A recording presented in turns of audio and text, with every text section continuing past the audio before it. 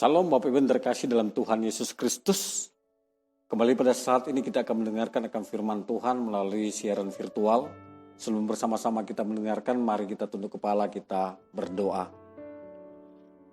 Allah yang agung dan mulia, pada saat ini kami pendengar siap untuk mendengarkan akan firman-Mu. Dan hamba yang percaya juga Engkau akan memampukan hamba untuk menyampaikan akan kebenaran firman-Mu. Di dalam nama Yesus, haleluya, amin. Bapak Ibu yang terkasih dalam Tuhan Yesus Kristus, kembali pada saat ini kita berjumpa di dalam peribadatan kita pada hari Minggu walaupun cuma di rumah saja. Dan pada saat ini walaupun kita cuma beribadah di rumah, tetapi kita masih bisa menikmati akan kebenaran firman Tuhan melalui media virtual yang sudah disiapkan oleh gereja. Dan saya kadang percaya kualitasnya tidak berbeda dengan kita beribadah di gereja dan mendengarkan firman Tuhan di gereja. Kualitasnya tetap sama karena firman Tuhan yang akan disampaikan adalah firman Tuhan yang penuh kuasa. Dan pada saat ini kita akan belajar dalam kebenaran firman Tuhan di dalam Yakobus pasal yang ke-5 ayat yang ke-7 hingga ayatnya yang ke-11. Saudara yang terkasih dalam Tuhan Yesus Kristus, kita masih akan membahas tentang kesabaran dalam kesesakan. Di mana setiap orang pasti memiliki apa yang namanya permasalahan. Berapa minggu yang lalu juga saya sudah mengatakan hal demikian, hal yang sama. Dan tentunya kita harus menghadapi dengan penuh kesabaran. Dan pada kesempatan ini kalau kita melihat dalam teks pembacaan firman Tuhan kita bahwa pada ayat yang ke-8 dalam Yakobus pasal yang ke-5 berkata seperti ini. Kamu juga harus sabar dan harus meneguhkan hatimu karena kedatangan Tuhan sudah dekat. Apa yang kita temukan di dalam ayat tersebut? Di mana kita melihat di sana bahwa mengikut Yesus dengan hati yang teguh. Jadi ikutlah Yesus dengan hati yang teguh. Bapak Ibu terkasih dalam Yesus Kristus, karena mengikut Yesus dengan hati yang teguh sangat penting. Mengapa? Kalau kita mengikut Yesus dengan hati yang teguh, berarti kita memiliki hati yang kuat di hadapan Tuhan. Kita memiliki hati yang tidak mudah digoyahkan. Kita memiliki hati yang tidak mudah runtuh oleh berbagai macam persoalan. Oleh karena itu sangat penting dalam kehidupan kita sebagai orang Kristen memiliki hati yang teguh. Jadi kalau kita melihat di sini, saudara terkasih dalam Yesus Kristus, pada kalimat bagian terakhir berkata seperti ini pada ayat yang ke-8. Karena kedatangan Tuhan sudah dekat. Di dalam kita mengiring akan Tuhan, memiliki hati yang teguh itu sangat penting. Karena di dalam mengiring akan Tuhan kita akan mengalami apa yang namanya persoalan-persoalan. Pada kalimat yang pertama dikatakan kamu juga harus sabar. Jadi di samping kita memiliki hati yang teguh dan kita diperhadapkan dengan penuh persoalan hidup, kita harus menghadapinya dengan penuh kesabaran. Kita harus menghadapinya dengan penuh kesabaran. Jangan karena hanya masalah sepele dan persoalan yang kita alami atau kita hadapi, akhirnya kesabaran kita itu hilang. Di saat kesabaran kita itu hilang, berarti yang namanya hati yang teguh belum kita miliki. Kenapa? Di saat kita kehilangan kesabaran, yang akan muncul adalah sifat yang emosional, yang akan muncul adalah sifat yang marah-marah, yang akan muncul adalah sifat yang tidak berkenan kepada Tuhan.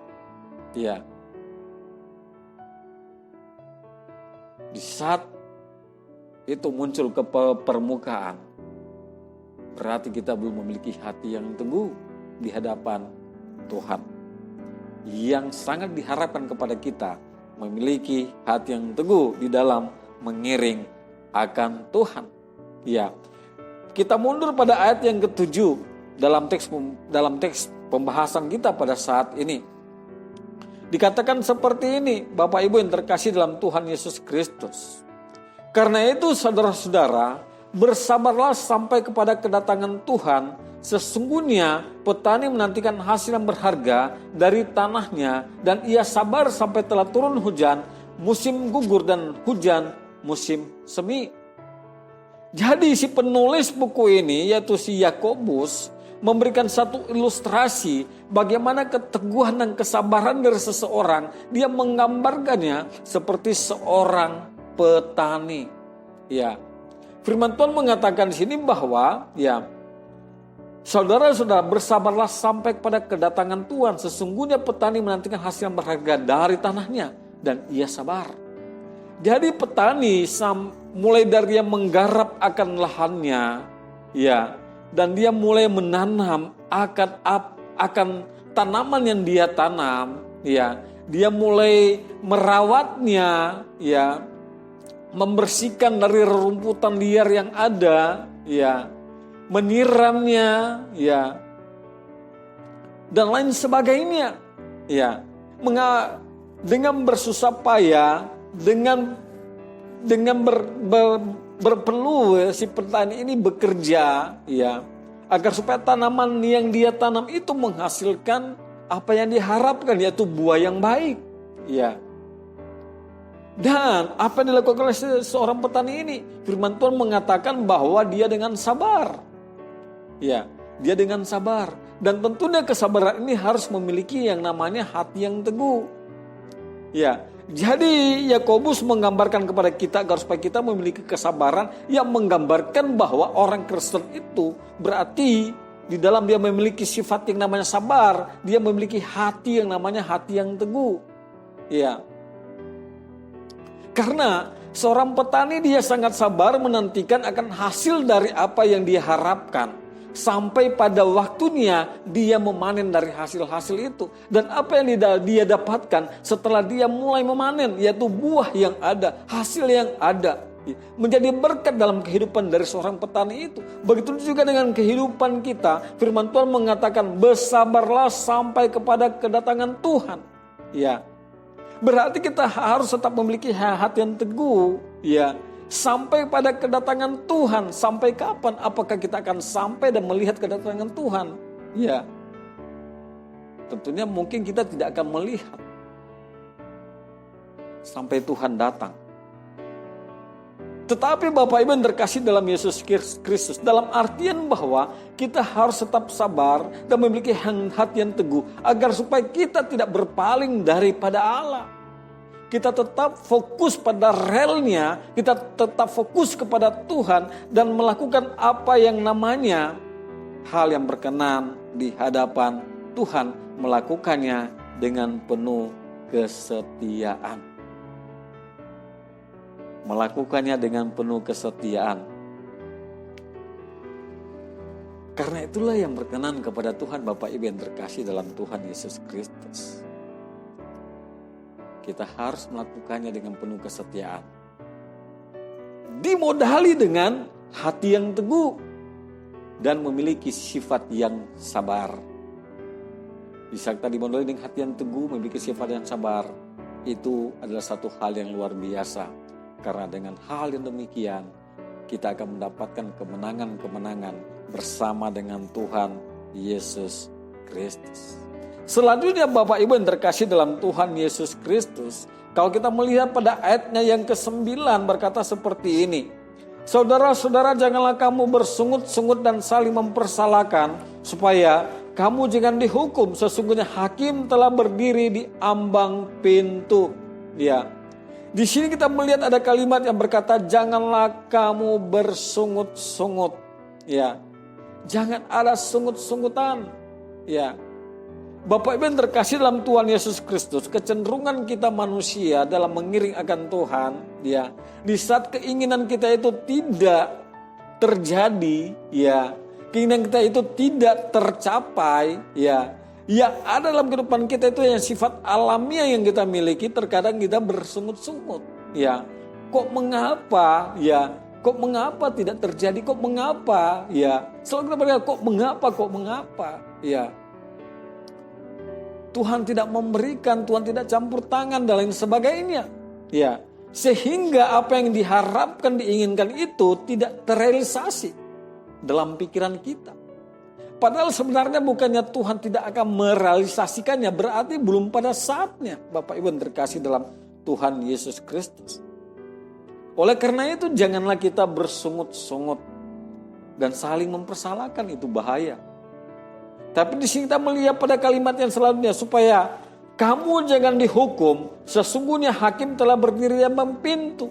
Ya, artinya bahwa kalau kita selalu bersungut-sungut di hadapan Tuhan dan kita selalu mempersalahkan antara satu dengan yang lain, hal itu adalah hal yang tidak berkenan di hadapan Tuhan, dan bisa dikatakan bahwa ya, kita mungkin belum hidup di dalam Tuhan karena kita masih penuh dengan sungutan dalam kehidupan kita. Firman Tuhan berkata, janganlah kita bersungut-sungut. Dalam artian bahwa di saat kita diperhadapkan dengan begitu banyak kesulitan, diperhadapkan dengan begitu banyak persoalan, ya, kita jangan bersungut-sungut, ya. Kita harus tetap bersukacita di hadapan Tuhan. Ingat, kalau kita bersungut-sungut, firman Tuhan mengatakan, supaya kamu jangan dihukum, sesungguhnya hakim telah berdiri di ambang pintu. Jangan kita terlambat, tetap berada dalam situasi, tetap berada di dalam kondisi seperti itu. Ya, nanti kita terlambat, Bapak Ibu yang terkasih dalam Tuhan Yesus Kristus. Ya, artinya di sini bahwa hakim telah berdiri di ambang pintu. Ya, hakim itu siapa, Bapak Ibu? Jadi kembali lagi si penulis buku ini, Yakobus, memberikan satu gambaran hakim telah berdiri di ambang pintu. Ya, dia sudah berada di ambang pintu, di dekat pintu. Tinggal mau membukakan pintunya dan mulai menghakimi orang dan mulai menghakimi akan umat manusia. Ya. Dan kalau kita masih tetap berada dalam situasi kondisi bersungut-sungut, bisa dikatakan kemungkinan kita adalah orang yang belum hidup di dalam Tuhan. Oleh karena itu firman Tuhan mengatakan, supaya jangan dihukum. Orang yang bersungut-sungut berarti orang yang akan menerima hukuman. Mengapa? Bisa dikatakan seperti saya katakan tadi, orang yang belum hidup di dalam Tuhan. Bapak Ibu yang terkasih dalam Tuhan Yesus Kristus, kalau kita melihat pada ayat yang ke-11 berkata seperti ini, sesungguhnya kami menyebut mereka berbahagia. Siapa yang berbahagia, Bapak Ibu yang terkasih dalam Tuhan Yesus Kristus? Ya, yaitu mereka yang telah bertekun. Jadi yang berbahagia di sini adalah orang yang telah bertekun. Orang yang bertekun itu adalah orang yang tidak akan bersungut-sungut di dalam dia mengiring akan Tuhan. Ya, orang yang percaya kepada Yesus, yang sudah menaruh hidupnya sepenuh hati kepada Yesus. Saya kira percaya mereka tidak akan bersungut-sungut. Ya, mereka tidak akan saling mempersalahkan antara satu dengan yang lain. Tetapi mereka akan tetap tekun melakukan apa yang benar di hadapan Tuhan. Firman Tuhan berkatakan, sesungguhnya kami menyebut mereka berbahagia, yaitu mereka yang telah bertekun. Siapa yang berbahagia? Orang yang bertekun mengiring akan Tuhan. Orang yang bertekun di dalam persoalan. Orang yang tekun menghadapi akan kesulitan yang ada. Ya. Orang yang tekun menghadapi akan setiap problema hidup yang ada. Dan pada akhirnya orang itu akan berbahagia. Karena apa? Mereka tidak bersungut-sungut dan tidak saling mempersalahkan. Tetapi mereka tetap tekun di dalam kehidupan mereka mengiring akan Tuhan. Selanjutnya kalimat berikutnya berkata seperti ini. Kamu telah mendengar tentang ketekunan Ayub. Pada minggu kemarin kita membahas tentang Ayub. Apa yang dilakukan oleh Ayub, apa yang dilakukan oleh Allah terhadap Ayub. Satu hal yang sangat luar biasa. Dan Yakobus kembali mencatatnya.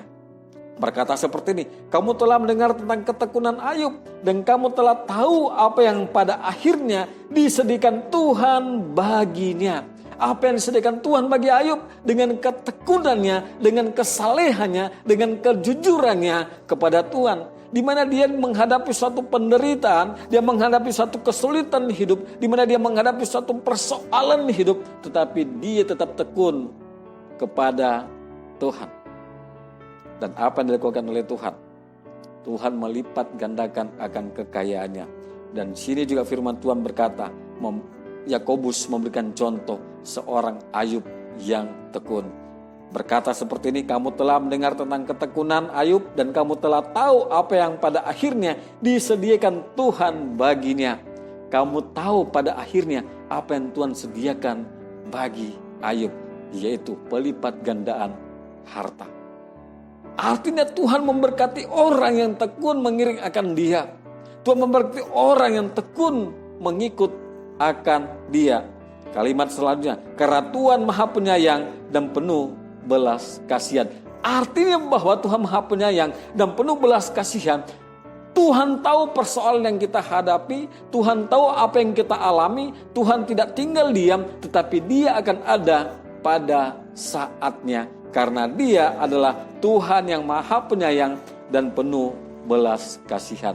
Dia menyayangi kita dan Dia penuh belas kasihan. Kalau Dia penuh dengan belas kasihan, apakah Dia akan meninggalkan kita, orang yang tekun mengiring akan Dia? Tidak. Walaupun mungkin kita merasa bahwa Tuhan meninggalkan kita, tetapi Tuhan Maha Penyayang dan penuh belas kasihan. Dia tidak pernah membiarkan kita, walaupun kita merasa Dia meninggalkan kita. Tapi nanti kita akan menyadari di saat Allah menyatakan akan kasih sayangnya kepada kita dan belas kasihannya kepada kita, baru kita akan merasakan betapa Tuhan itu luar biasa. Seperti yang dialami oleh Ayub, yang dicontohkan oleh Yakobus. Ayub mengalami penderitaan dan pada akhirnya Tuhan memberkati Ayub. Oleh karena itu Bapak Ibu terkasih oleh Yesus Kristus, marilah kita tetap teguh dengan penuh kesabaran, kita menghadapi akan setiap kesesakan yang ada, agar supaya dengan ketekunan itu akan membawa kita mengalami berkat-berkat daripada Tuhan. Mari kita tunduk kepala, kita berdoa. Bapa di surga, hamba berterima kasih karena Engkau sudah memampukan hamba untuk menguraikan akan firman-Mu, dan kiranya firman-Mu ini Bapa menguatkan akan jemaat-Mu yang sudah mendengarkannya di rumah.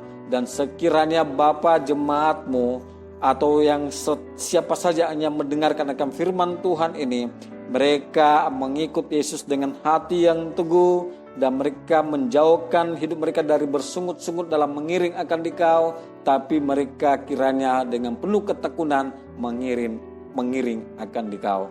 Dalam nama Yesus, haleluya, amin.